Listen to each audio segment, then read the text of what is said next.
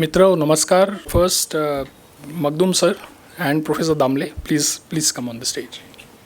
So, on the occasion of Mahatma Gandhi's 154th birth anniversary, 2 days from now, we are delighted to welcome all of you to this book launch of a book by Shri Prakash Magdum, fabulously titled The Mahatma on Celluloid, a Cinematic Biography. Thank you, Magdum sir, for taking the time out. He has come all the way from Ahmedabad to be here. And we are also happy to welcome Professor Milind Damle, faculty and head of the television department at the Film and Television Institute of India. So Professor Damle will have a conversation with Mr. Magdum. There is so much written about Mahatma Gandhi within and outside India in innumerable languages that it is actually surprising why this book did not happen earlier. As with books, Gandhiji was also the most photographed and filmed person probably ever. And this continued for a decade or two when he was at the peak of his political career. The legendary filmmaker Shyam Benegal says in the foreword to this book that Mr. Magdum, who was director of National Film Archive of India, has been a passionate film archivist. And indeed, we see the passion in this book. So as a journalist, I remember that there was perhaps not a month when we did not get a press note from NFAI about some rich, unknown collection of archival footage being donated to the NFAI. And of course, Mr. Magdum was instrumental in making that happen.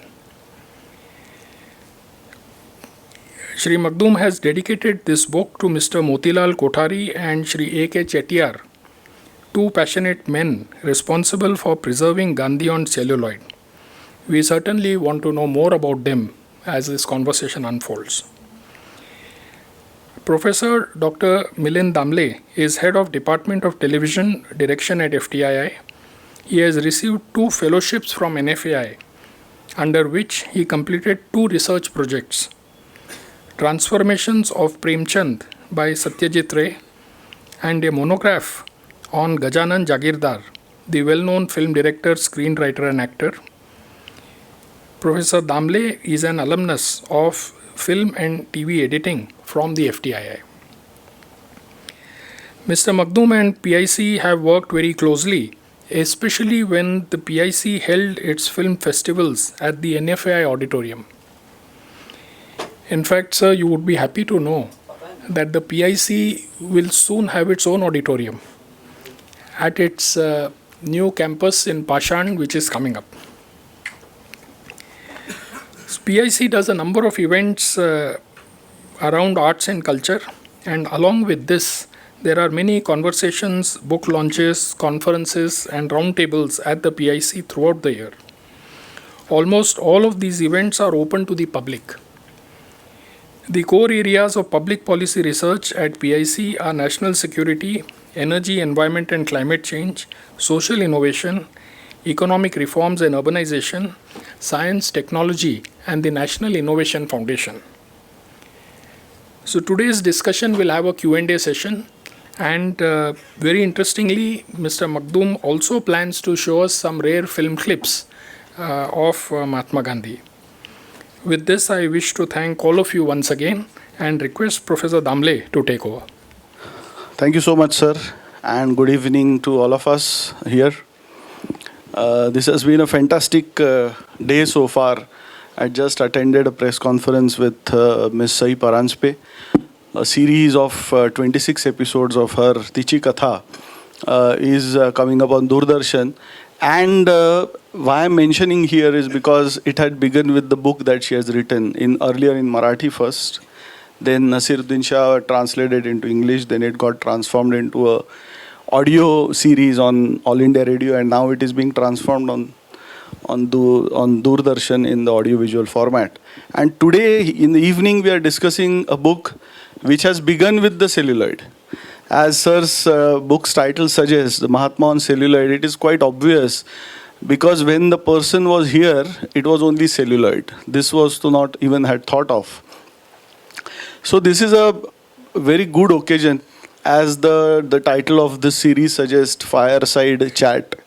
So we have decided to keep it an informal talk, Shekoti Chagappa, if you have to put it in Marathi. And sir has been my former boss. So it is obvious that boss will lead. I will just in between give him cues because he has lived with this book. So once he starts speaking, he just goes on speaking. So I have experienced it. I see that there is going to be fun today. There are so many things that he has which has not been a part of the book. And as sir rightly mentioned, we, all of us, of course, we have seen Mahatma Gandhi so many times in pictures. There are hundreds and thousands of books written on him. There are so many pictures, images must have been there. Plus, there have been some footages which we have seen in films, also being taken on films in the later years. But I would like to put it in the words by Vijay Anand, because that is very close to me, and now it's from 26th September, the birth centenary of Dev Sahab has begun. So I think a dialogue from Guide would be apt here. When Marco is being taken to find out some hidden caves, and then one day, one evening, Marco finds a cave which is hidden, and he tells Raju कि तुम्हें पता है कि अब तक ये गुफाओं की खोज क्यों नहीं हुई थी, क्योंकि उस पर मेरा नाम लिखा हुआ था. I think this book had Prakash sir's name because despite the fact that over 110 years this person has been shot on celluloid, there is nobody in the world even thought of putting it into collective efforts for putting it into a book with the title Mahatma on Celluloid. ये काम sir के नाम लिखा था. Many people have spoken about the negatives of the COVID. I have been looking at it from a very positive side. There have been many of them. One of them is this book. If you ask me personally, had there been no COVID, I would not have been able to finish my PhD also. So there have been some rays of hope somewhere, and that was there. Like any other book, there must be some seed. And what was that seed that put sir to this thought that there could possibly something, or there could possibly a book on Mahatma Gandhi's journey through celluloid? I think that is the point where we should begin, sir. Good evening, all. Thank you, PIC, first of all, for hosting this event. Thank you, Mr. Abhay Vaidya, for facilitating this. And thank you, Milin, for agreeing to be interlocutor here. You are kind of witness to this, entire how this. So, as you rightly said, Mahatma Gandhi has been one of the most filmed and photographed men in the world, and maybe it was so obvious, that's why nobody kind of cared to look at it so closely. But when I was heading the National Film Archive, and in 2019, that was the year when 150th birth anniversary of Gandhi was being celebrated. So obviously a lot of events were held not only in India but across the world, and we at the archive also kind of curated many of such events, including film festivals and poster exhibitions. So I was actively involved in that entire process, and that was the time when I thought that here is a man who has been filmed so extensively. Let us explore. And till then, in fact, I used to write occasionally, particularly about the film history and preservation and all. So I thought there could be one or two articles into this particular topic. But when I started exploring deeply, then I realized that there is more and more which was being kind of uncovered. And then I thought, let us start writing. And that was the time when I would say my good friend and guide, she's the celebrated documentary filmmaker as well as archivist uh, and historian Nasrin Muni Kabir. She told me that there is a book into this idea, and that gave me the confidence to kind of go ahead and research deeper. Obviously, since I was at the archive, I was lucky. I had rich amount of database at my disposal. I started exploring, and then COVID happened, as you said. Maybe that gave me the time and space which is required for a writer to attempt something like this. And I went on writing, and I would say that was one of the best times, best moments I spent watching this man on screen. Fantastic. And as sir said, it is quite possible that this being so obvious, nobody actually paid any attention to it, because सूरज तो रोज उगता है, गुरुदेव रविंद्रनाथ टैगोर को वो अलग अलग दिखता है, तो वो अलग अलग दिखने वाले लोग अलग होते हैं. I think that could be possibly that, and we must thank Nasrin Mundi Kabir also for this, to put this idea in your mind to begin with. As film people, we always talk about time and space, because it is every now and then we cannot move ahead without time and space. And here there are imprints of this person which has been recorded on celluloid. So there must be some time where he must have been shot for the first time, and there is something that you must have come across while being in National Film Archives. Of course, there must be some occasions where you must have seen Richard Attenborough's Gandhi. But I'm talking about the real original Gandhi. This is your first interaction while you started thinking about it. And also, please tell us about the first ever shot where Mahatma Gandhi is appearing on celluloid. Yeah, so that is now really well recorded as to first appearance of Gandhi on screen. That is in 1912. That was the time when Gandhi was in South Africa, and he had invited his political guru and mentor Gopal Krishna Gokhale, and this is a very small few seconds clip where he is being welcomed at the Johannesburg railway station, and that is also another very charming discovery, I would say. And that's what one of the person responsible to whom I have dedicated my book is A.K. Chettiar, who happened to find that particular footage in the home of Mr. Henry Pollack, the longtime associate of Gandhi. So that was really, and if you look into the context, in India, the cinema industry started in 1913. So this is 1 year before. Now, even in South Africa, the film industry was at a very nascent stage.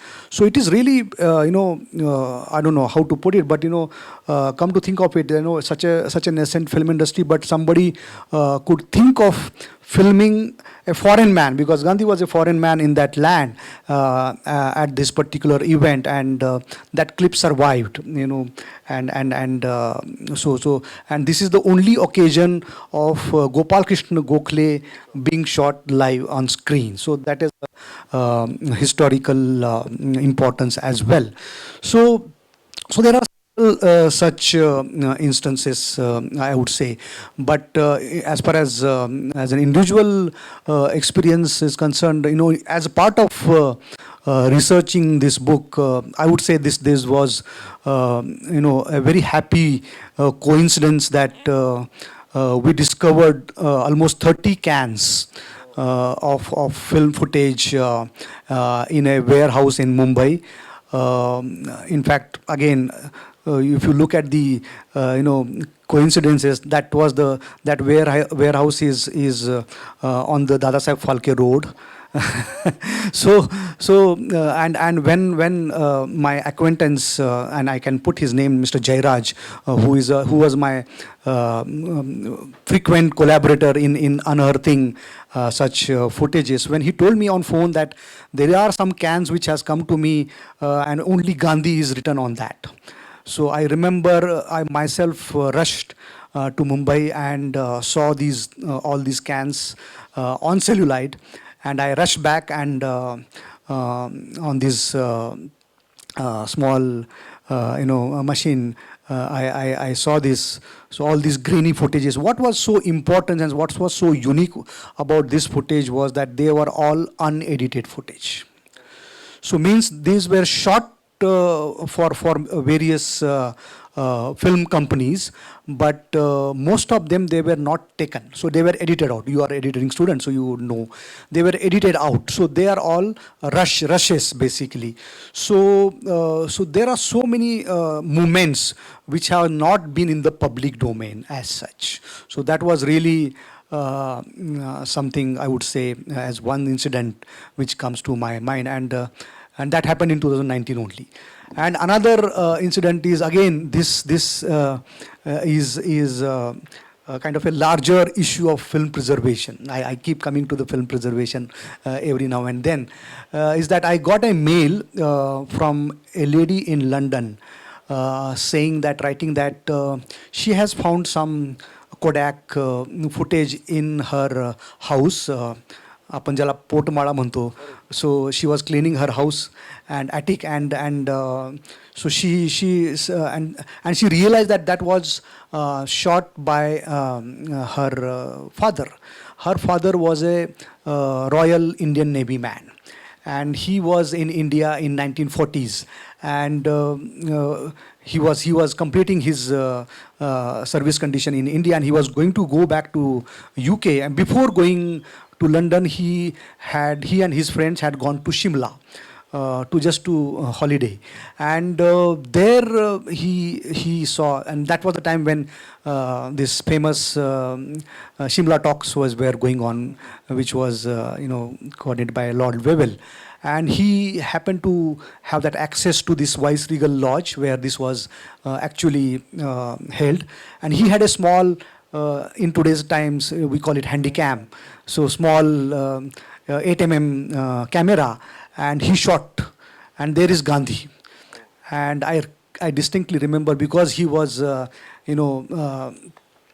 standing on the first floor of that Viceregal Lodge, and Gandhi was slowly walking. So grainy images, but and I responded her saying that of course we would be very happy, and she at her own expenditure she arranged to send those clips. I saw them in the archive theater, and I wrote again saying thank you so much for kind of gifting this to us.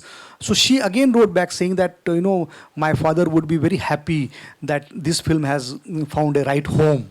So that is the kind of attitude about the preservation, documenting things is what history keeps alive. So these two instances I can instantly recall. But sir, is it the same place where this spelling mismatch of Gandhi? No, though these spelling mismatches is again a very funny kind of anecdotes. There are several such footages where Gandhi is named as Gandhi, Ghandi, and most of these are obviously foreign film studios, and so they misspelled, and they somehow it was not corrected. So it is there, but again this is again because of this. Kind of spelling mismatch. A funny incident occurred which I have documented in my book, is that this is again recorded by A.K. Chettiar himself, that when he was searching for footages of Gandhi all over the world, and he was in fact scouting the film archives, so he went to an archive in Rome. and he was asking for a footage on Gandhi. So they said there is nothing. They searched and there is nothing. But and he was when he was about to leave, then they says, oh look, there is something which is similar to Gandhi, that is Ghandi, Gandhi. And when he sat watching that footage, there was this footage in which Gandhi was not there. and this was a footage of then Italian foreign minister who was visiting New York, and it so happened that when he reached the New York harbor, he found there was a large gathering who was there to welcome him, and he didn't know what to make up out of it, because he was just a routine visit. It was not well advertised, and he was puzzled as to why so many people were there to welcome him. In the evening newspaper, it was reported that these people had come to see Gandhi. And just because his name was Gandhi, this Italian foreign minister's name was Gandhi, so people kind of took it as Gandhi, and so and this again shows the popularity of Gandhi.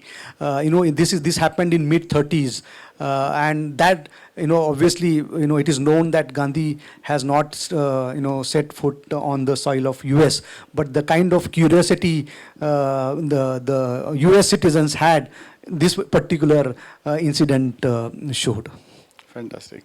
Sir, you are referring to Mr. Chettiar's name again and again, and I'm sure people must be wondering who this character is, because that is a character which has added a lot of drama. So it is not only the person about whom the book is, because there is a lot of drama in his life also. But the same drama, Prakash sir has also managed to put it in the book. So as chapter by chapter one progresses, I have read it 4 times. Even just now, a couple of days back, this lady sent me the book. I again read it. And I had read it, the rough draft also. But every time there is something new in the form of drama that comes to the forefront. It just surfaces. So how Mr. Chettiar's role plays a big play in this entire collection, gathering of footages across the world, and who he was. Well, he was a remarkable man. In fact, here is a man who has learned photography professionally in New York and Japan. And when he was in US, he had a dream of starting a kind of India's own newsreel company. Till then, most of these newsreel companies were foreign companies. You take the example of Paramount, Fox Movietone, British Movietone, Universal. All these were, generating content as a part of newsreel. And there was this entire newsreel package which was, going around the world. Basically, for some of you, if you are from young generation, newsreel is a small capsule of news which used to happen around the world, and they used to be captured on the camera, and they used to be showed before actual screening of the film. In India, basically the films division newsreels they were being shown till few years back. And so this was an entire package. So this was basically a snippet what was happening around the world. And let me put it another way, that Gandhi was the newsreel star in a way, because the kind of newsreels, the number of newsreels have been filmed not only by Indian filmmakers but at the Western film studios is huge. So Mr. Chettiar, he had dreamt of starting Indian newsreel. He and one of his colleagues. So while kind of returning back, and that was the day, again a dramatic element, the day was 2nd October and 1938, and that was the day he decided to kind of compile the footages of Mahatma Gandhi that has been filmed, and so he literally crisscrossed the world, visited many film institutions, archives, individuals, film companies. At the end of it, he managed to collect 50,000 feet of film footage, which had Gandhi, featuring in it. So this was really huge, And I'm talking about when he finished this, for all this thing he took 2 years. So when he finished this in 1940, 50,000 feet of footage on Gandhi. So he made a film out of it, the Mahatma, the Prophet, that was the title. And in fact, it was released first in Tamil and Telugu, because that was the time when, as a part of 1937 reforms, there were governments by Indians in place in provinces, and so they allowed. In fact, there's another story. When this was allowed, there were two Indian censor board members who allowed it without cut, and they had to pay the price. One of them was the then Hindu editor, and they were not renominated after that for the censor board position. But thanks to them, this was passed without any cuts, and it was screened. But then again, the British government came back in the power. So Mr. Chettiar realized that this film would be confiscated. So what he did, and that was another, very enjoying kind of way of how the man he was. He made it into Master Positive.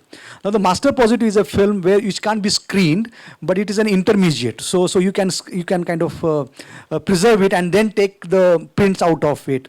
And he sent it across some of the mutts and temples in South India to hid it, so that the British people can't kind of get hands over it.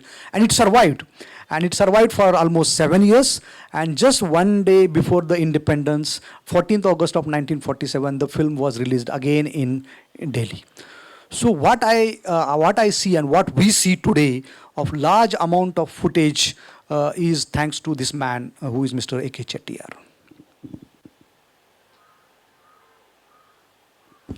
But sir, there is one important element, because you have mentioned it. Like the first short footage is available, which was 1912, and then he returns to India, and then slowly his active participation begins. So in your research, which is the first turning point after which the entire world's eyes, the camera turned to Mahatma Gandhi? Well, this is almost starts when Gandhi comes back to India. That is 1915, January 1915, and this is again a very kind of curious parallel journey of Gandhi in films and our own freedom struggle, as well as the film industry development in India. Because as I said, 1913 is the one when formally Indian film industry started, and Gandhi comes back in 1915. So what I realized, and that's what I written in my book, is that here was a man who was an ideal fit for the camera. Till then, the Congress movement, as to say, the freedom movement, was confined to the drawing rooms. This man brought it out and got all strata society people, including women, got involved. Number one. Number two, there was drama. In whatever he did, there was a drama which was again much required for the screen. The kind of programs he kind of envisaged, right from the bonfire of foreign clothes, again a drama visually, then salt march. This particular salt march really put him to the world stage, because even if today, some of you, if you can go to YouTube, and there is some footage of this salt march available to watch now, you can see when these people are walking, in between there are some trucks, and on that truck these film cameras are there and they are shooting. So these film cameras, they had come from all over the world. So naturally, and there was this, why I say drama, because it was expected that Gandhi could be arrested at any point of time. But he was not. And this went on for 21 days. So for these 21 days, there was this constant shooting going on. In fact, I found one particular footage where, in today's parlance, in television news, they go one day in advance, and they show what is going to happen and all those things. So something like that, one particular newsreel actually shows the next village where Gandhi was going to stay.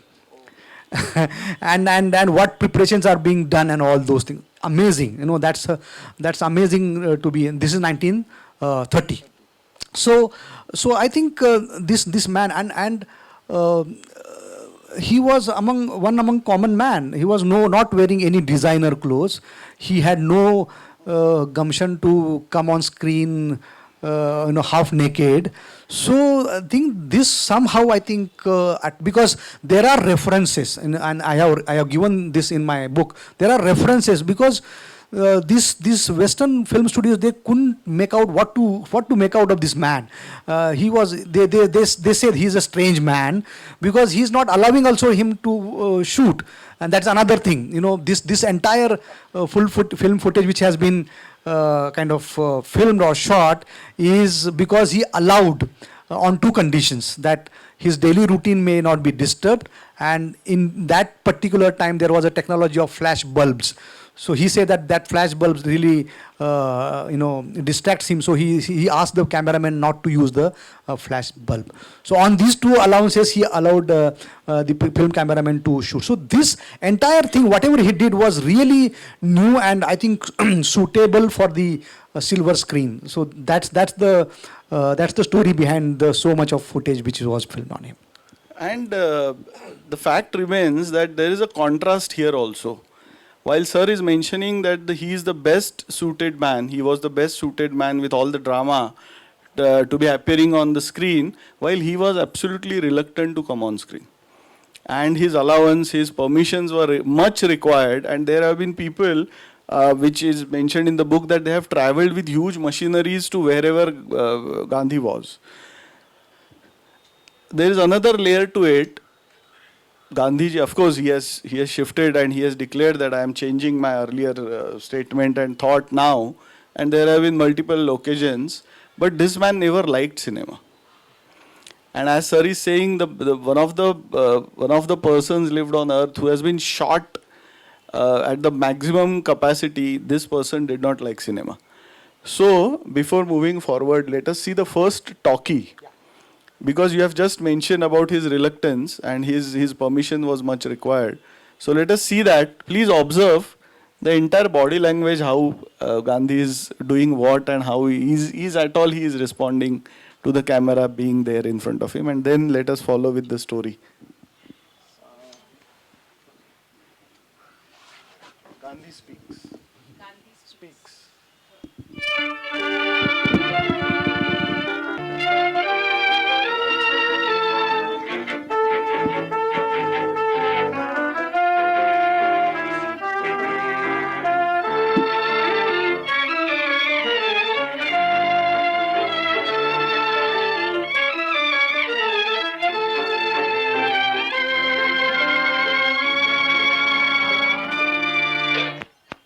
Gandhi believes in early morning exercise.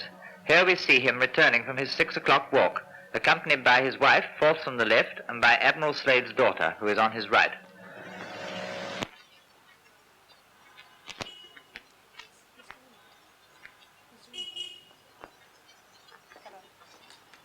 Mr. Gandhi, you might tell us, please, when you expect to leave for London for the second roundtable conference. I have no notion. And I don't expect to go there if the Hindu-Muslim question is not satisfactorily solved. If England grants your demands, Mr. Gandhi, do you intend to have complete prohibition in the new Indian states? Oh, yes, Absolute prohibition. absolutely. And do you intend also, if India wins its independence, to abolish child marriages? I should very much like to, even before. If England does not grant your demands, are you prepared to return to jail again? I am always prepared to return to jail.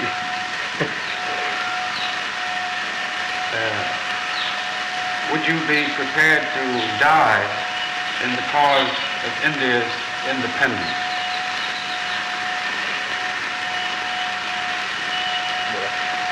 It is a bad question. If you go to the second round table conference, will you go attired in native Indian dress or will you prefer European dress? I shall certainly not be found in European dress, and if the weather permitted, I should present myself exactly as I am today. Yes. And if the King of England invited you to dinner at Buckingham Palace, you would go in your customary Indian dress. In any other dress I should be most discourteous to him, because I should be artificial.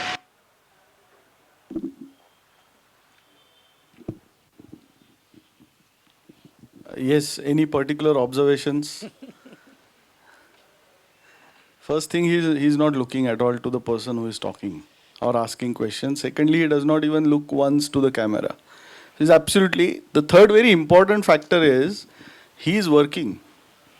There are letters, there are papers, and he is into his own things, and the person is quite awkward, by the way. Sir will throw more light on that. The person is in suit and he is to sit on the ground where Gandhiji is sitting. And there's a beautiful story behind this first ever recorded talkie. Of course, it has to be post 1931, after the Indian cinema started speaking. So, sir, please. Yes. Yeah, so this is really, in a way, historical document because of various reasons. First and foremost, context.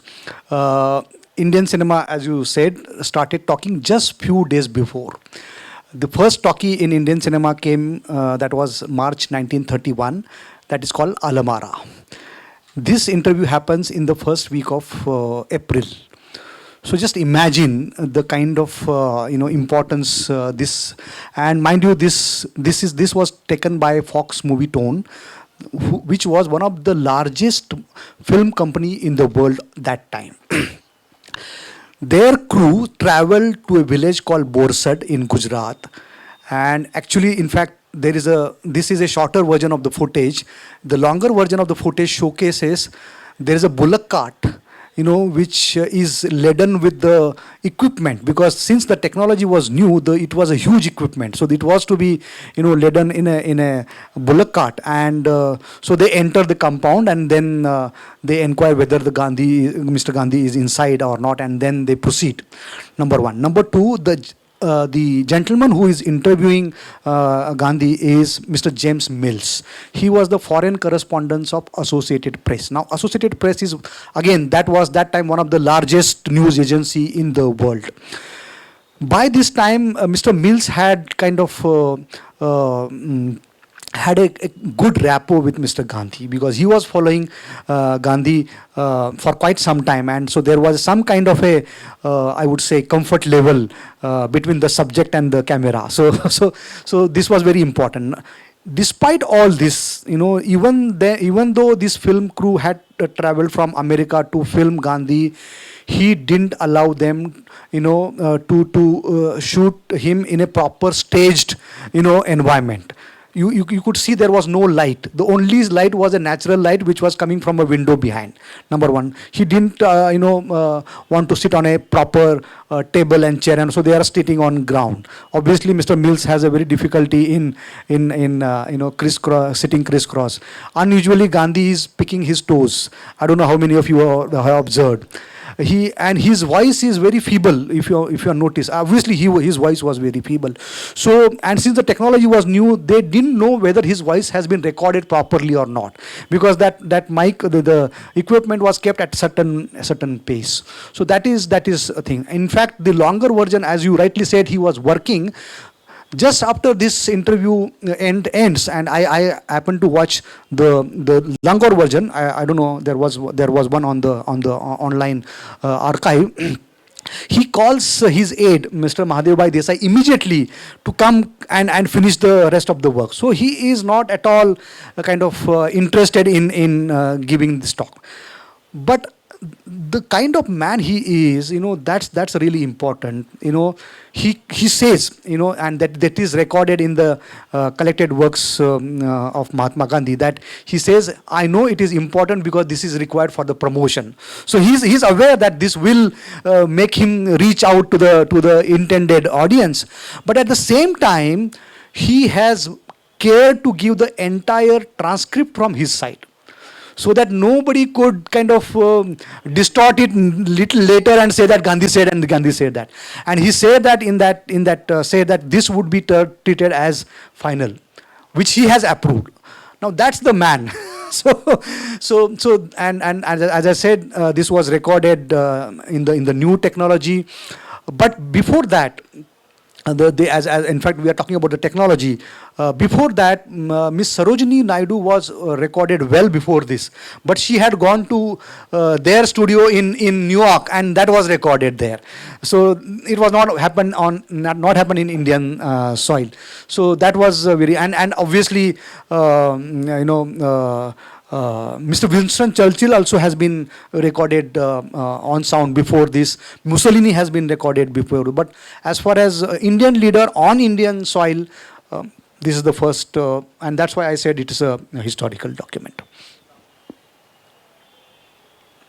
But sir, historically, as we all know that Gandhi never promoted cinema, never liked also. It's on records. But as a leader of the struggle, what could be possibly the reason? Like, people are sitting doing nothing was one that I have known in one of our earlier talks, and as you have said. But as a mass, we nowadays we look at it as a mass communication. After the theorists have mentioned, what was it that he did not like in films? And what was the first time that he was made to see the film? I think I would put it to his personal bias. So, there was this, if you look at his, personality, right from his youth days, he believed in controlling senses. He took brahmacharya while he was in South Africa. So he believed in controlling bodily senses. So he thought this is an entertainment which and these are his recorded views, that it has no educational value, wastage of time, and that's why he didn't like. And obviously he thought that sitting for 2 hours in a closed space was again waste of his time for a man who was leading a struggle for independence of the of a subcontinent. So that's what I think. And as you said some time back, on some things he has changed views. In the light of newer things, he held on to these views despite people telling him that this is a good medium to reach out and this would be very beneficial for the freedom struggle and all. He somehow couldn't come out of that initial bias, and that's why he refused to watch films. In fact, I have written that in one of the letter to Mr. Sardar Patel, because there was some kind of a health pandemic in Ahmedabad, particularly among children, and when Mr. Patel informs him through the letter, that time he is in Northeast. And he writes back, and his letter starts with on a very cheerful note, because sun rises much before in Northeast, and he's describing the scene and scenery and all those things, and then he comes to this particular topic and says that maybe because children are watching movies. Now there is no so I think this bias somehow kind of continued. And there are these recorded instances of him watching only 2 movies which he didn't like. Obviously one was English. He didn't like it because there were semi-clad women dancing. So he didn't like it. And then because he had watched an English film, so one of his close associate, Mr. Kanu Desai, again a very well-known art director in the film industry. So he said, आपने अगर एक English देखी है तो आपको एक अभी Indian film देखनी है. So he watched, then he made him watch Ramraj, because Mr. Kanu Desai was art director for that particular film. And somehow he watched it. He patted the back of Mr. Bhatt. But when he writes, in one of the letter, he writes from, I think, from Panchgani, and he writes to the inmates in Sevagram that you have not lost anything by not watching this particular movie. So this thing persists, and he had some very strange notions that all these cinema halls should be converted into spinning halls and all those things. So somehow he couldn't overcome this bias, and that's what I would, well, the man was not the perfect. So you can say like that, yeah. And he did not watch either of the film to the full. Yeah. He had left. He had left, yes. And that too also he watched because he was recuperating from illness. So there was some idle time at his disposal. So that's the story. It was not that out of his own volition he went and watched. In fact, all these things were arranged in a bungalow in Juhu, in the Mr. Morarji, Narottam Das Morarji, the well-known shipping magnate and all those things. Yeah. And over the time, as we are talking that he did not like it, but the filmmakers have liked him.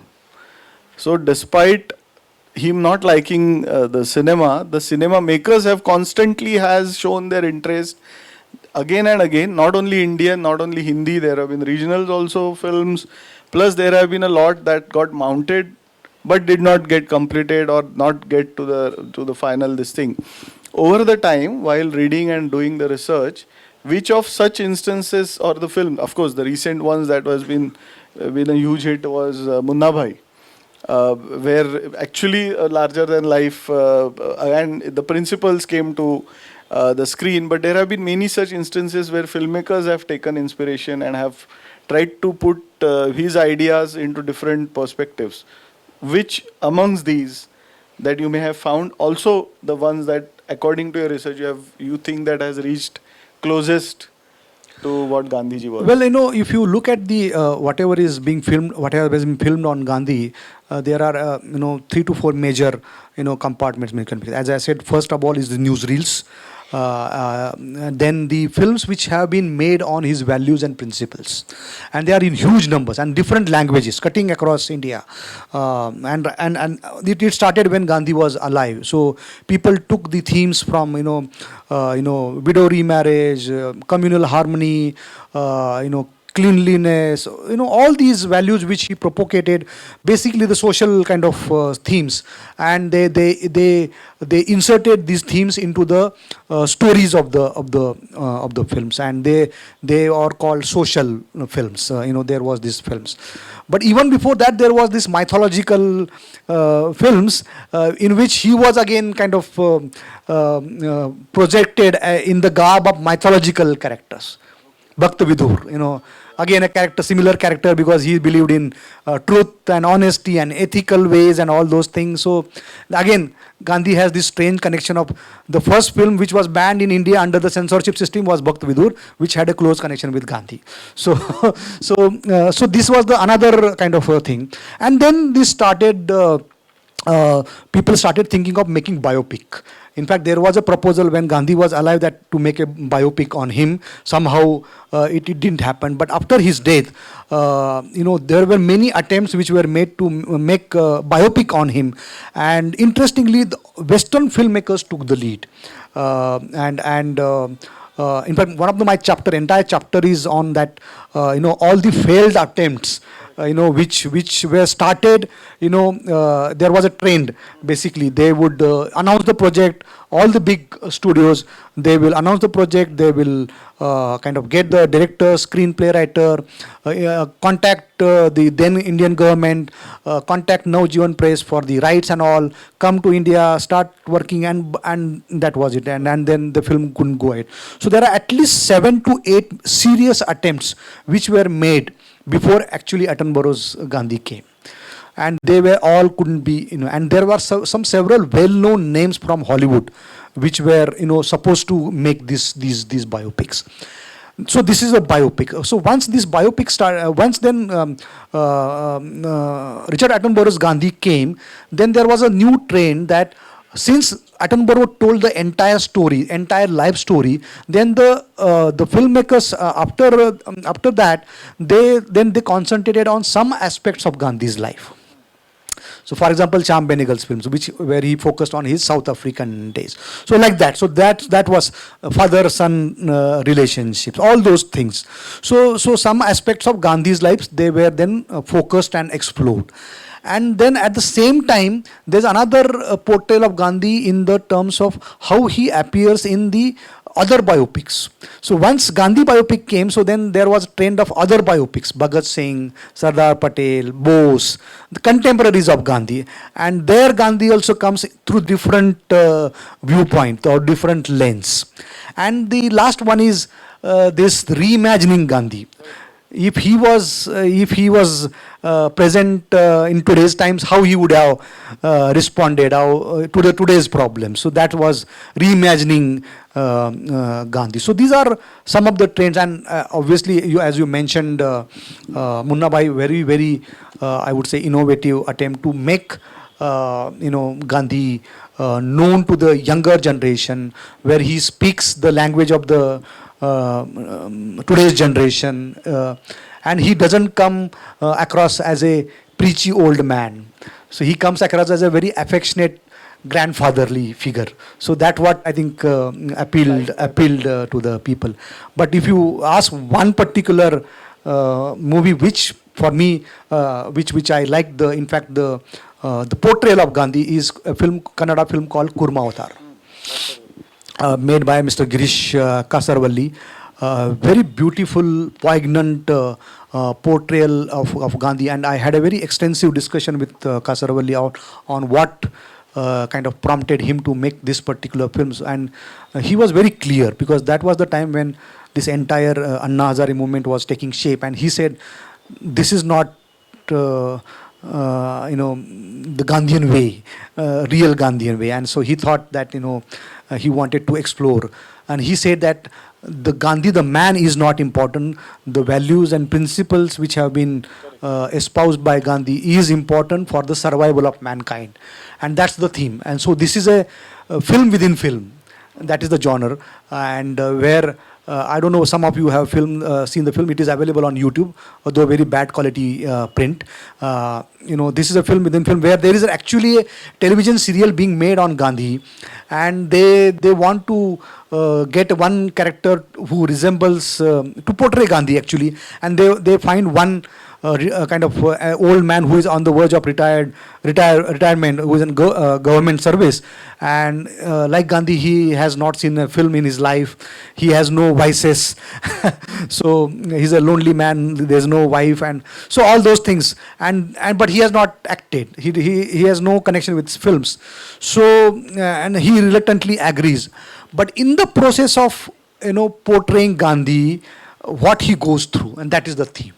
And then actually, which basically what comes across is that Gandhian values, even though they are so ideal for the survival of the mankind, survival for the universe, for the sustainable development, but how they are so difficult to imbibe in our day-to-day life. So that's the kind of message. I though it got the national award, but I'm really sad that not many people have watched that particular film. Yeah. So you mentioned about Attenborough's Gandhi, and it came in '82. So it also has taken a lot of time to come into reality. It taken so many years to be made. But I mean, we have grown up watching Gandhi, and instead of reading a lot of material that has been written, this is like the closest of Gandhi as one can believe. It must have been. Why did it take so long? Was it anything to do with the political scenarios or anything? Again, I would put it again. This second gentleman to whom I have dedicated the book, yes, Mr. Motilal Kothari, we owe this film to this man. Now here is a man who has no connection with the film industry. Coincidentally, this gentleman comes from a village called Tasgao, which is just 15 kilometers from my village. So I thought there was this kind of a cosmic connection. So here is a man who is a Gandhi follower, and he has met Gandhi 3 times. Then he picks a job in Indian High Commission in London. But when Gandhi is assassinated, then he thinks that what I'm doing, Gandhi's story needs to be told to the entire world, and what better medium than could be the cinema. So then he takes upon himself that we should make a full-length biopic feature film on Gandhi. In fact, there is a reference that he had approached Mr. V. Shantaram for this particular film. Somehow it couldn't go further. Then he approached Attenborough. Now obviously Attenborough that time was just an actor. He had not directed a film. But somehow I think again, as you said, that there are some cosmic factors in play, because Louis Fisher, the well-known biographer of Gandhi, he on his own gave this biography for this particular film on just 1 rupee nominal royalty. So there were things which were happening, but as you can imagine, to make a biopic on Gandhi, and that took so close after his assassination, was really a challenge. Because there Gandhi has been, obviously that time, though, after his assassination, he was like a god. He was completely deified. And in fact, if some of the news clips, what I have seen, in fact, there is one particular, news clip in which Gandhi is sitting under a tree like Buddha, and there are Indian citizens in front of him, and there is this halo behind him. So there is this clear idea of deification of Gandhi. So to make a proper biopic which looks at him maybe dispassionately was a very challenging thing, number one. Number two, in fact Indian filmmakers protested that why Western filmmakers have taken lead. and Mr. Pandit Nehru was very clear that Indian film industry has no wherewithal to make to mount a film of this kind at that particular time. So that was that. And so there were challenges of finances as well. Then there were challenges of scripts, because Gandhi's life is so full of interesting details. The first concept note for this Gandhi film was 5.5 hours. Now to kind of concise the entire thing into maybe 3 hours was very, very difficult and challenging thing. And as I told, there were issues of because Mr. Motilal Kothari had no kind of experience of film industry as a producer. In fact, he left his job in a High Commission to fully concentrate on this particular project. And as it happens, there were challenges, there were differences of opinion between Mr. Kothari and Mr. Attenborough. Sometimes they parted ways. There were, David Lean came on board, Robert Bolt came on board, some of the well-known, who made Lawrence of Arabia and all those things. But somehow, this couldn't go further.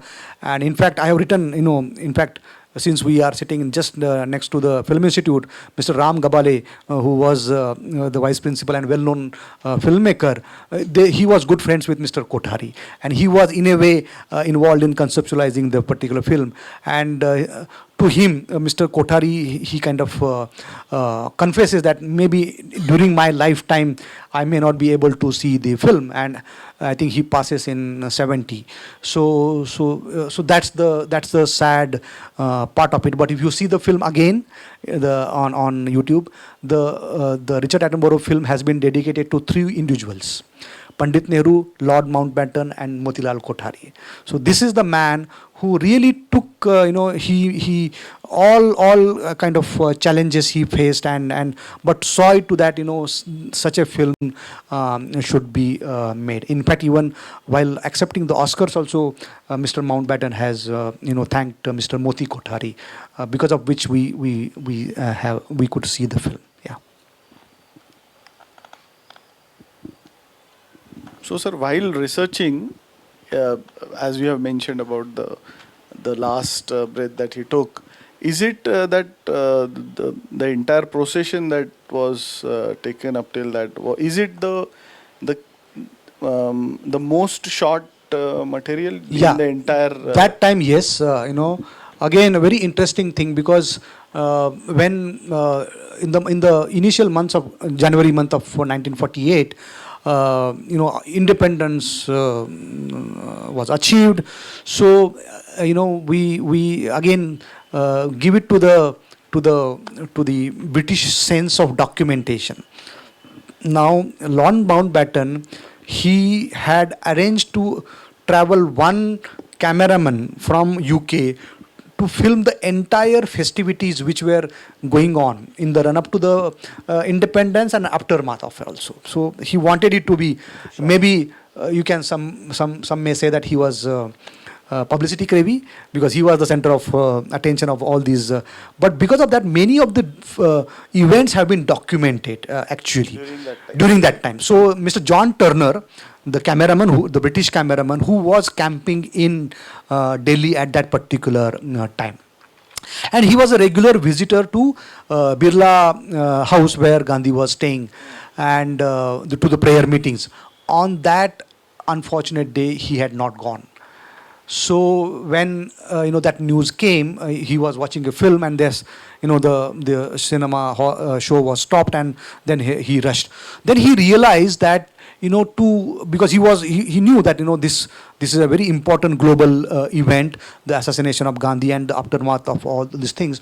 Then he realized the raw stock which is required to film the entire funeral events, he had run out of it.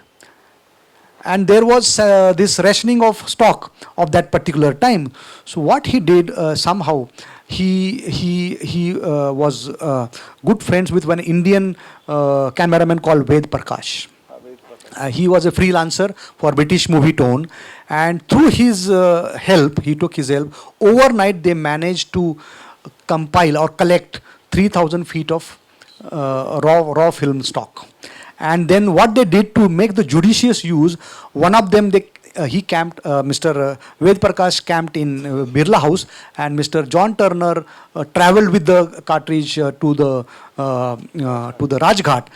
And what we see today, the entire funeral procession, which was billed as the most attended and the most filmed of that particular time, is the handiwork of these two cameramen.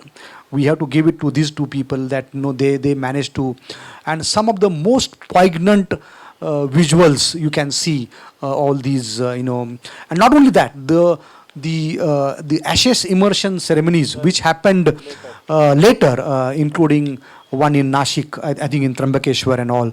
So all these films, different places obviously, in Prayagraj and all those things. But during this, what I mentioned about those 30 cans, two cans were a train traveling from Madras to Rameshwaram, which is not in the public domain. And mind you, just few months before Gandhi had traveled that particular area, he had visited Madurai temple, Meenakshi Madurai temple, and he had gone inside. So there is a footage available. So this very route he had taken, and this time he was not in physical form but in ashes. But you can see the tremendous amount of human population which is lined up on the both sides of the railway track just to offer tribute to this man. Very poignant. Some of this footage has been shot by Kanu Gandhi. Kanu Gandhi, who is his grandnephew, who had, in fact, some of the later movements of Gandhi has been shot by Kanu Gandhi, including in Noakhali, and because he had access and all that. So very, very poignant moments. Yeah. Thanks to the digital technology. Let us see those small clips.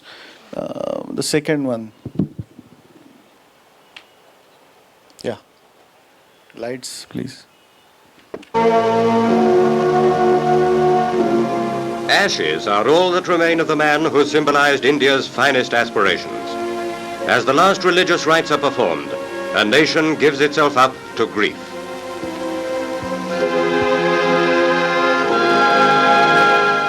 For many, the vigil of prayer commenced 48 hours before, when the body of Mahatma Gandhi was placed on the roof of Birla House in full view of the thousands who had traveled all night to pay him their last tribute.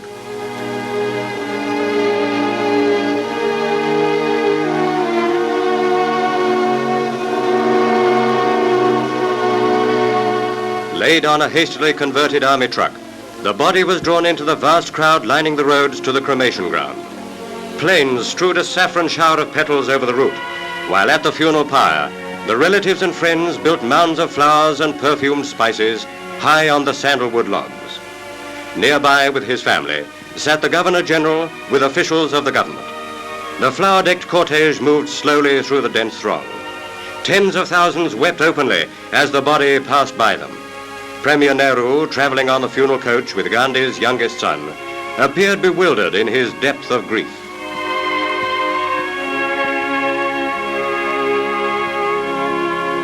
Closing behind, pressing forward, came 1 million mourners. Around the pyre, the throng became packed as the body reached its resting place. Of all the faces in that vast multitude, the most serene was that of the Mahatma. To those around him, Gandhi had seemingly been transformed from a beloved saint into a divinity. Ramdas Gandhi, youngest son of the Mahatma, placed the torch to the pile of sandalwood, and as the first plume of scented smoke lifted above the pyre, the great concourse of mourners swept across the barriers towards it. Against this tremendous human tide, the police were almost close to the fiercely burning ghat. But, as in Gandhi's lifetime, peace won where force had failed. The mass hysteria was broken by the chanting of a hymn. Mahatma Gandhi has become immortal. In the rising flames, the spirit of a great man passed to his gods. This Pathe also has a big, right? They also have a lot of such stuff. So there must be a lot of films that must have also surfaced. There is one that not many of us have seen. That is, I think, at 5 past. Yeah. There is one FTIN who has made it. Yes. In fact, as a part of this research, this particular film called At 5 Past 5. It is an English film which nobody has seen it because somehow maybe the fate or whatever you can call it. This was a film made in 1969. And this was, as you know, is the birth centenary year of Gandhi. And so this particular film, as the title suggests, is based on his assassination. And the idea was to basically what that the entire source was taken from a Hindi play called Hatya Ek Aakar Ki. And so what the makers kind of decided that the 4 culprits, the perpetrators, basically they are about to go to kill Gandhi. One of them backtracks, and he says that our fight is not with the individual, our fight is with the values and principles. Why should kill the man? So then the rest of the 3 are then kind of, they are now nervous. So they want to win him back. So then a mock courtroom trial is held. And there, this particular gentleman who has backtracked, and this particular character is played by Zul Velani, a very well-known documentary filmmaker and voice behind the well-known film division documentaries. So he also had I didn't know that, he also had a story to tell because his mother was there when Gandhi was assassinated. and he claims that he has said in an interview that she held him in his arms, and there was this blood-stained sari, which has been a prized possession of the family for years. So that Mr. Zulvelani. So. So the plot is like this, that this character of Zulvelani is a defender of Gandhian ideology, and all the usual allegations which are, even today are framed against Gandhi, which are very usual, that Hindu Muslim and 55 crores and all those things. He didn't support the nationalist, like Bhagat Singh and all. So all these usual allegations are thrown at him, and he is allowed to consult the writings of Gandhi, and he kind of brings it as his defense. And there is a Indian population in the attendance in the court. So every time this allegation is hurled at him and he responds, so there is a clap. So it's like supporting Gandhi's argument.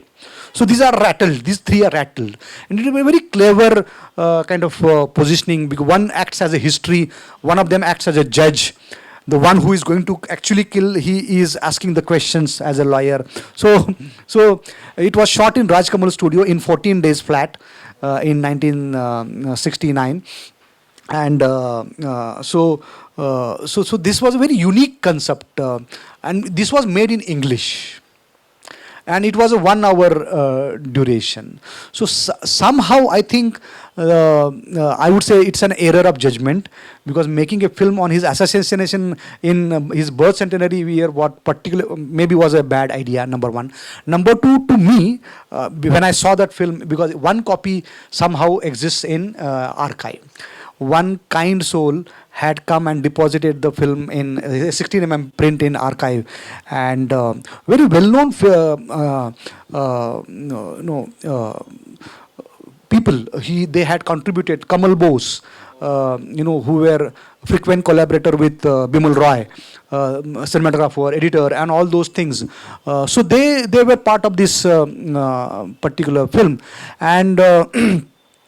So when this film I saw, I thought this is a very, very strong defense of Gandhian ideology.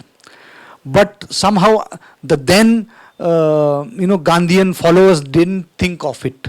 In fact, people like Usha Mehta and Mr. Vittal Bhai Zaveri, another gentleman who made that famous 5.5 hour documentary, they said, no, this is kind of glorification of the assassin, not the Gandhian ideology.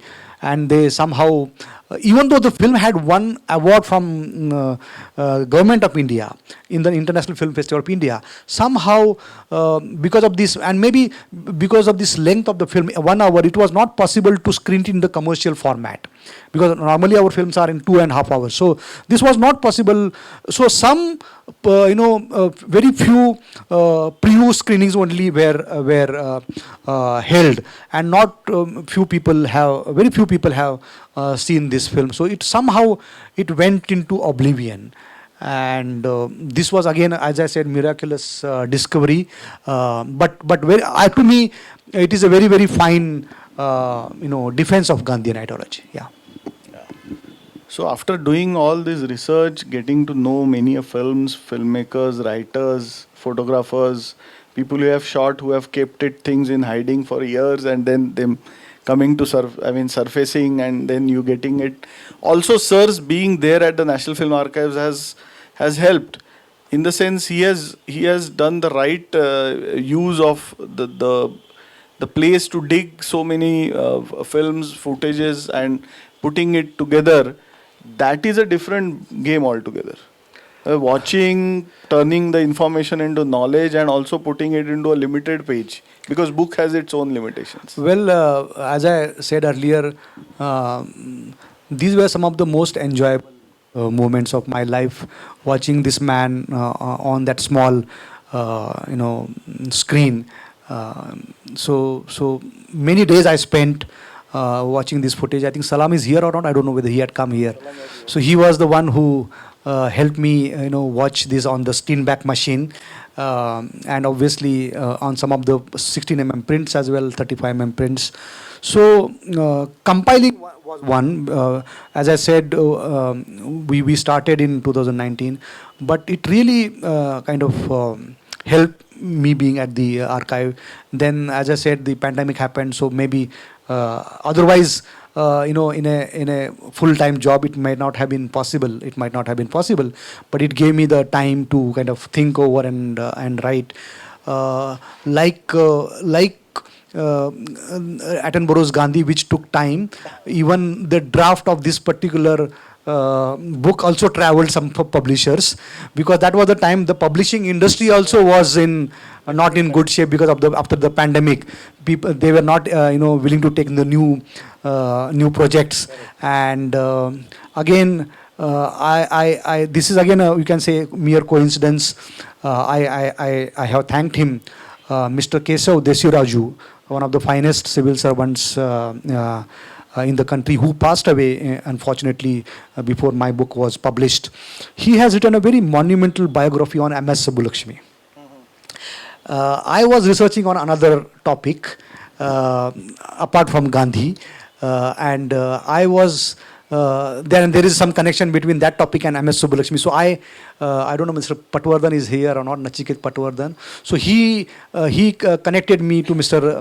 Desi Raju, and I asked him some questions about my topic of interest. And then I said that, see, because that particular book has been published by HarperCollins. So, see, I have written also these things, and here are these 2 draft chapters. So, will you take this to the publisher? So, he kindly kind of recommended that thing, and that's how this came into being. So, I have thanked him, but unfortunately, he was not there.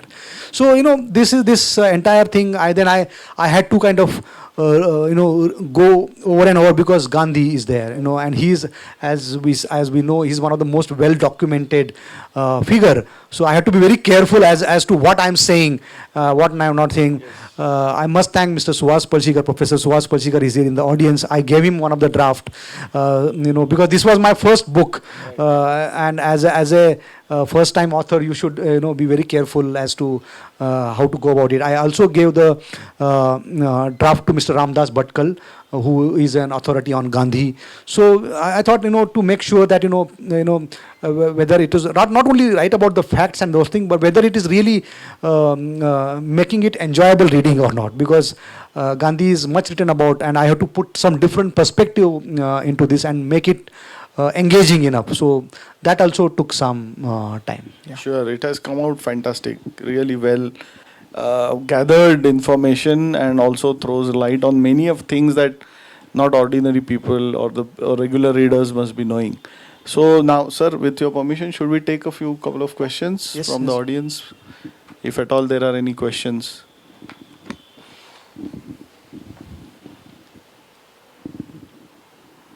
I think. Yes, please.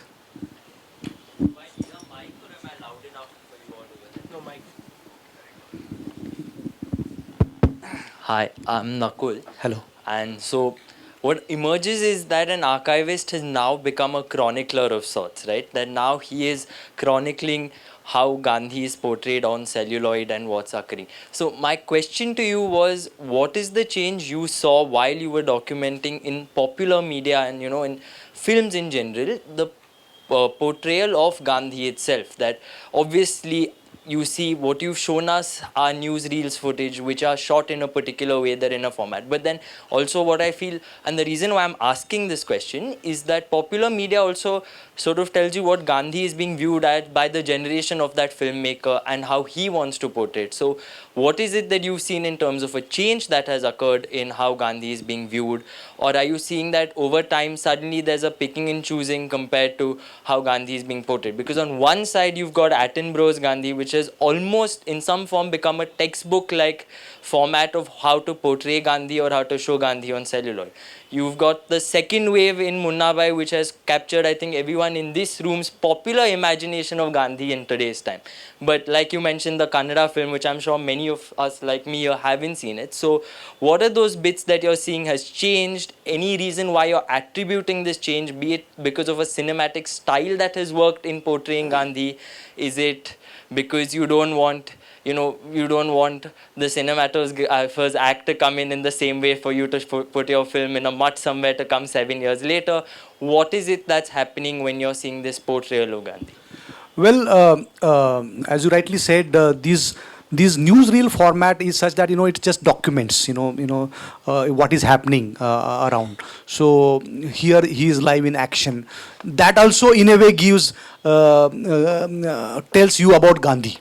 The way he is seen on screen, what he comes across as a, and I have written it multiple times in my book, is his famous wide green, for which he is known, and that camera has captured it many times, multiple times. Number one, number two. So that's a factual kind of a representation. But when Gandhi is no more, and when people are now imagining him, so as I said, in the initial time, he is almost deified.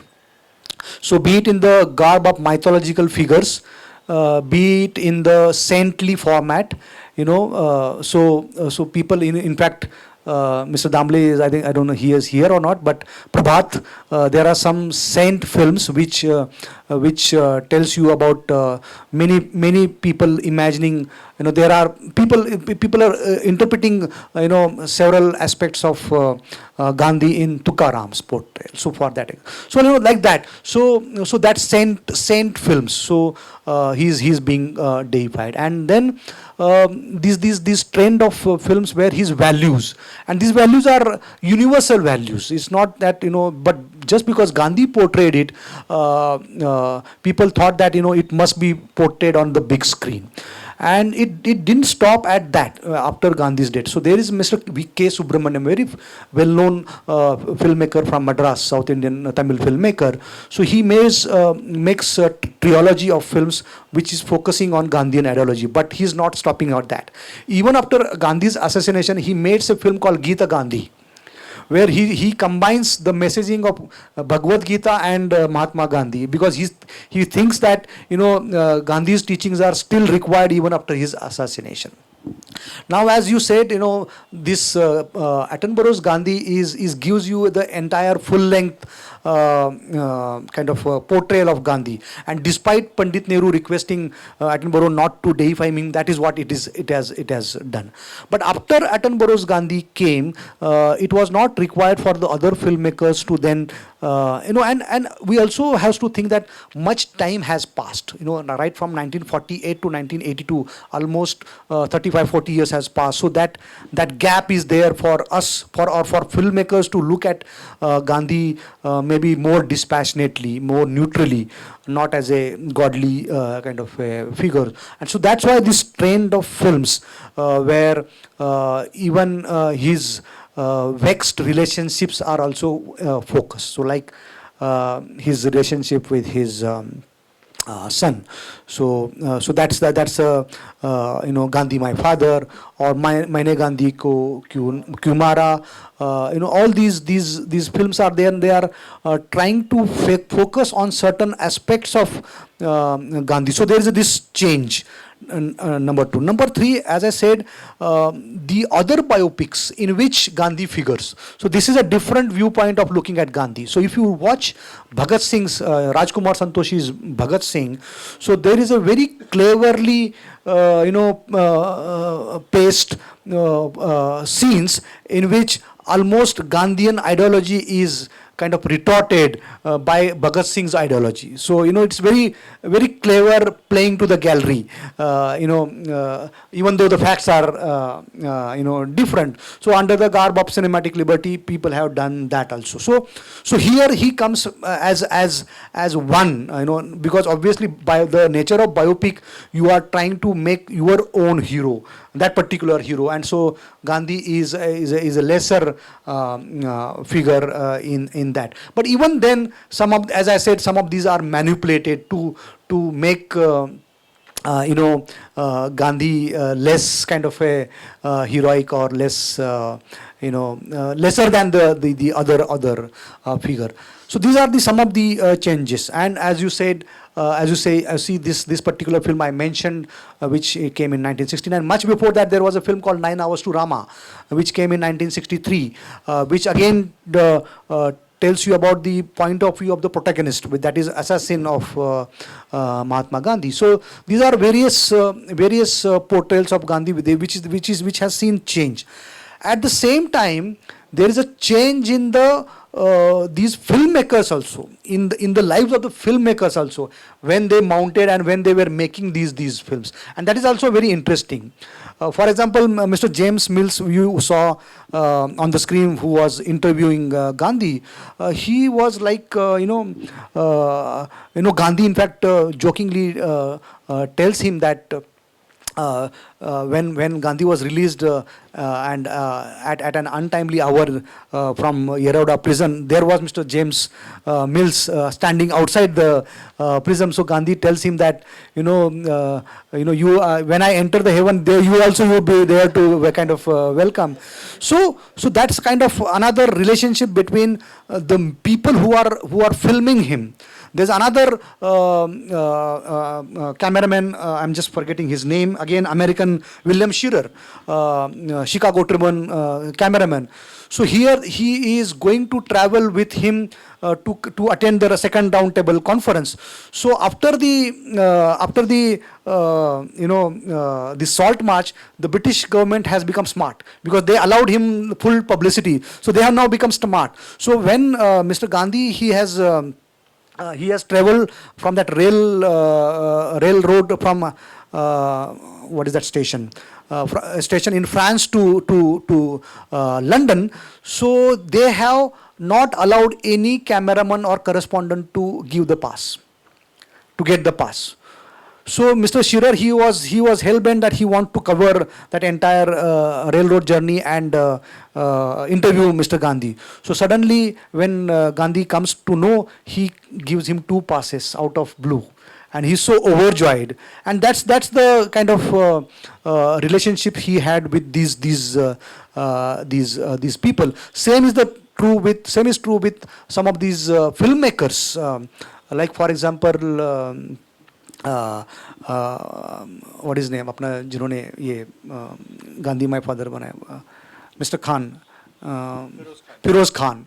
So he has recorded that while filming, his entire outlook about the life got changed, and he could imbibe some of these values of Gandhi in his daily life. So that's also another interesting thing, that when you are so that's the personality. So when you are closely interacting with such an personality, he will directly or indirectly affects you, and that's what it has happened in these various portals. So now people are not afraid to put him in gray light. So because and I have written, in fact, when I was writing this book, this Rajkumar Santoshi's films, which is that imaginary film about Gandhi and Godse, was announced, and I have written that Gandhi would have been amused at such a attempt to being made of portraying him in this light, and he would have laughed. So that could have been his reaction.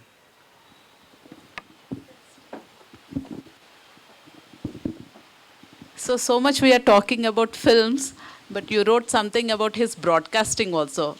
The hilarious broadcasting, first broadcasting of him. Yeah, so that's another delightful episode about how much Gandhi was popular, because there were these 2 American broadcasting companies which were very much interested in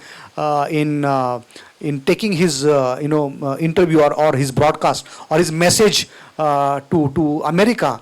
And in fact, one of them, they had sent one of their representative to India to convince Gandhi that he should grant such a broadcast interview, and he didn't give that. So when he reached London, obviously these two rival broadcasters, NBC and another one was, so that they were vying for that particular broadcast. So ultimately a compromise was reached, and he said, I will give it to two, both of them you be present and I will speak. But just see, for all this very important broadcast, he didn't prepare at all.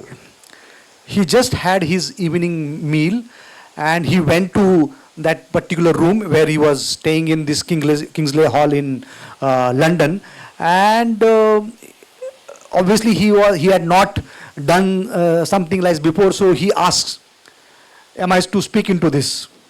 And they were already live.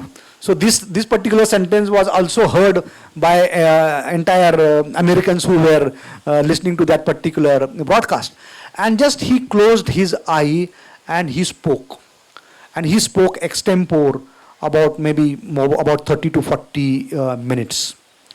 And that was heard live by the entire American listeners.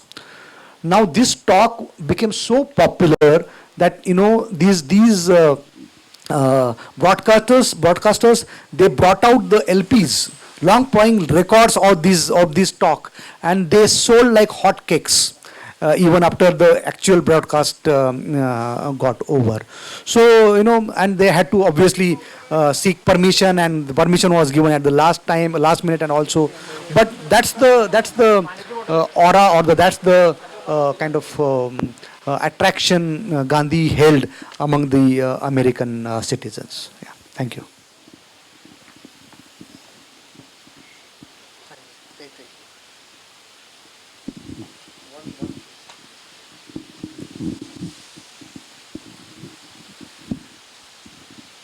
So Prakash, first of all, congratulations for having written this book.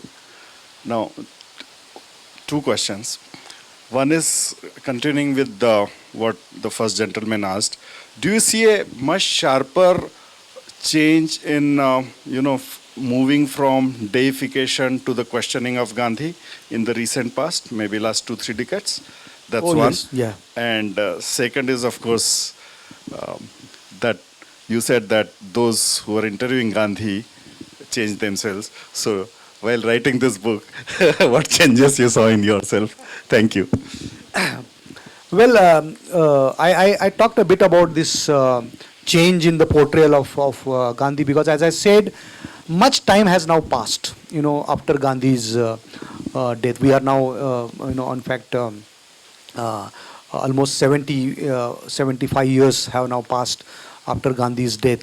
So, and I always say he was a man with all his strengths and weaknesses. So people are now also kind of trying to maybe look at those weaknesses. And that particular film I mentioned, Gandhi, My Father, is clearly focuses on his role as a father, which many think that he was as a failed father.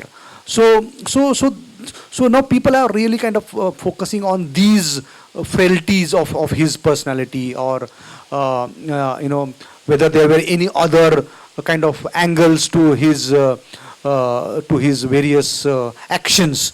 So and cinema, as you know, is a fictional is a medium, so you can possibly take some liberty into doing that. So yes, so that particular time gap has now come to look at him as a dispassionate, and that's why this recent film of Rajkumar Santoshi, where they are both Gandhi survives that assassination attempt, and both Gandhi and Godse are meeting, and they are discussing what and how about the entire thing, basically about the two differing ideologies.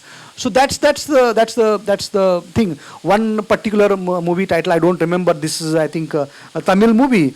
He comes back comes back, and he tries to end the corruption prevailing among the society. So there are various ways now people are kind of, because he's not on a pedestal now.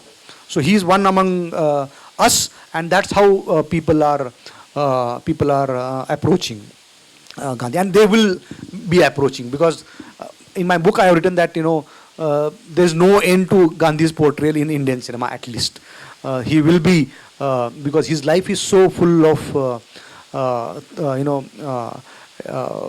incidents which are ideal for portrayal, cinema portrayal. And number two, personally speaking, as I went on researching, I realized, as a right from our childhood, you watch, you read some of his works, some of the biographies written on him and all those things.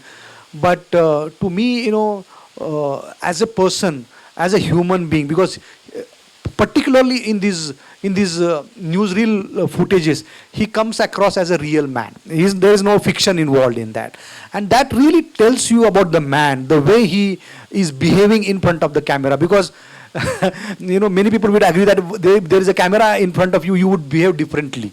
You would tend to behave differently. You would try to do something for the camera.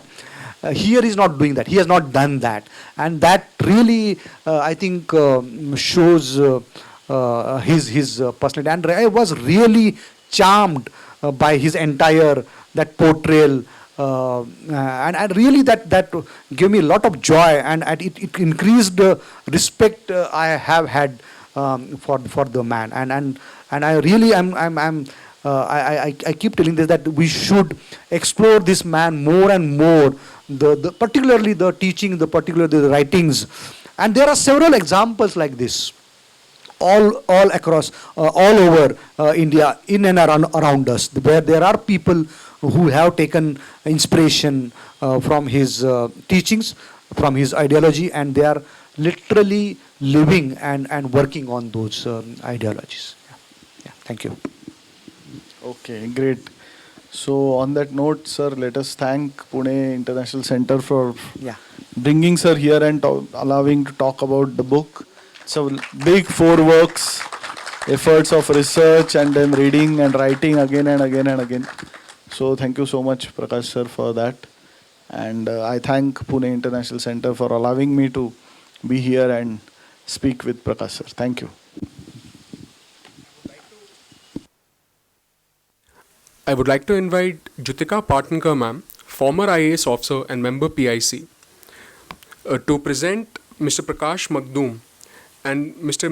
Milind Damle with a book written by Mahatma Gandhi on Gopal Krishna Gokhale and a PIC book, India's Pathways to Success, as a token of our appreciation.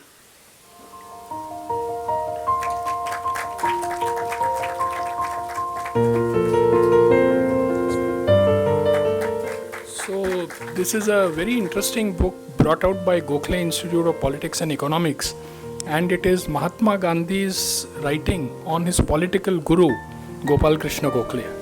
So Professor Ajit Ranade, Vice Chancellor, has taken special efforts to bring this out, and Gokhale Institute is an institutional partner of Pune International Center.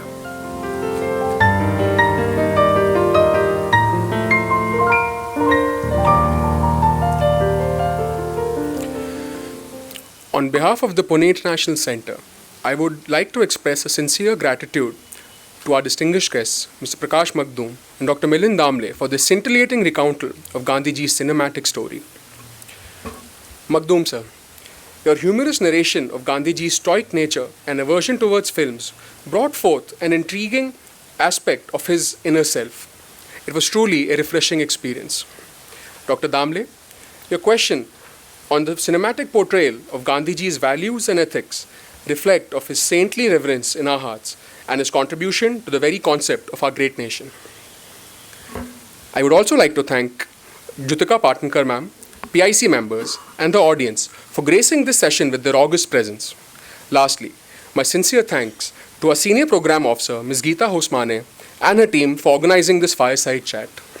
Thank you, and we look forward to seeing you at the next PIC event.